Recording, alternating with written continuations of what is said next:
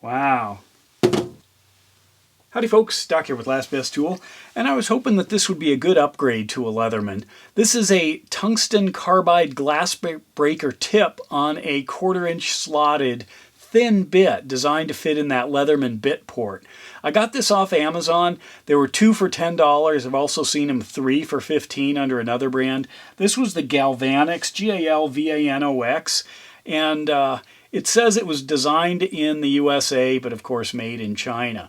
So I'm going to go ahead and play around with this. The reason I was interested in it is because I often have a Leatherman that's vehicle bound. That's where it stays, like this Leatherman Wave. This is a Gen 1 Wave. It's been great, but I've since gone to some more newer Leathermans. This one's probably from the 90s and still in pretty good shape. But anyway, the bit port is that flat bit port. And I've got lots of different things that fit in it, including the Leatherman bits. So here I've got Phillips, I've got slotted, I've got hex, and I've got some Torx, all in that small kind of thin profile. They work great. And then of course I've got the extension for a traditional 1/4-inch hex bit.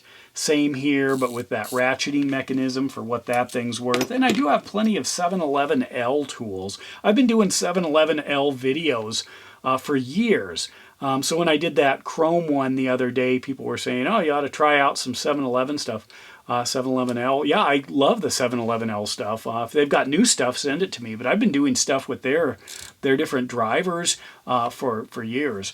But anyway, let's take a look at one of these. And I've already played around with it a little bit on this 3/8-inch tempered glass piece I have here. I use these for like mixing epoxy and doing work where I need a real flat surface. But my hope was that I could take one of my vehicle bound Leatherman and just put that in and then have a glass breaker. So here's what's going on. When I start banging on this thing, I would assume I'm going to be able to break through it. I don't know how this compares to windshield glass. I don't have a big sheet of that here. But I also want to see how it compares to one of these super cheap little rescue devices. This is a Farpoint flashlight. Supposedly has a seatbelt cutter. Pop that off. There's your tungsten carbide tip there. It's got a flashlight. It's got a side light.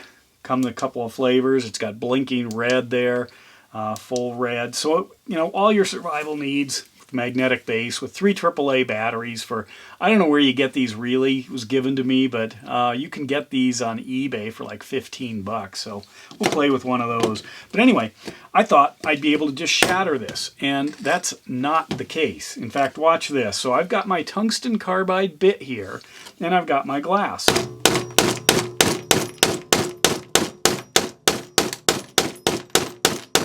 What do you make of that?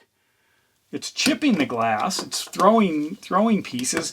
What if I add a little bit of extra effort here? See if I can bust this. Maybe I'll keep trying in the same hole. Wow.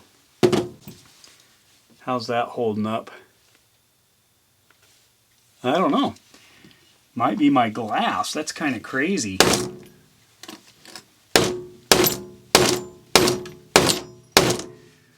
Oh man, I don't know. Let's try this Farpoint rescue device here.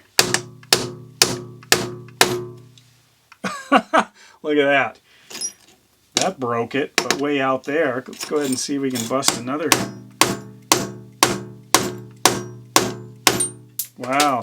So I guess maybe the length, I don't know. Let's try it over here. Well, that broke over there. Wow, it's like a bad movie, Hollywood movie. I'm trying to get out of my car underwater and anyway.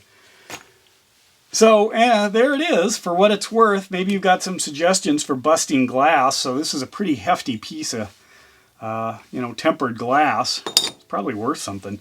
Anyway, I'll put a link to those.